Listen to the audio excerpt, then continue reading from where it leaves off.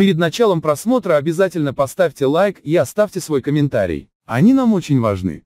Все больше туркменских граждан покидают страну, несмотря на чинимые препятствия на фоне роста числа туркменистанцев, желающих уехать в Россию или другие страны на постоянное место жительства. Корреспонденты радио Азатлык сообщают о усиливающихся попытках властей Туркменистана создавать препятствия отъезду своих граждан. В связи с ухудшающимся экономическим положением и подавлением политических свобод в Туркменистане тысячи граждан страны ищут пути уехать на постоянное место жительства в другие страны. Массовому отъезду населения из Туркменистана в данное время препятствует приостановка международного авиасообщения из-за пандемии коронавируса, за исключением редких вывозных рейсов. Несмотря на это, как сообщает корреспондент радио Азатлык, перед консульством России в Ашхабаде собираются тысячи туркменских граждан, пытающихся подать заявление на получение статуса переселенца в Российскую Федерацию. С момента отмены международных рейсов до конца прошлого месяца было организовано 12 чартерных самолетов из Туркменистана в Россию. По сведениям нашего корреспондента, на этих самолетах Туркменистан покинули около 2000 туркменских граждан, и еще тысячи туркменистанцев пытаются получить вид на жительство в России, добавил корреспондент. Как он сообщает, в последнее время туркменские власти начали создавать препятствия получению гражданами страны статуса переселенца в Россию. Для того, чтобы подать заявку на получение статуса переселенца в российское консульство, гражданам необходимо выписаться с места прописки, и это стало способом давления на потенциальных переселенцев. По сведениям корреспондента, выписавшиеся с места прописки граждане начали сталкиваться с различными трудностями. Например, лицам без прописки приходится месяцами ожидать возможности вылететь. Кроме того, затягивается выдача справок и разрешительных документов,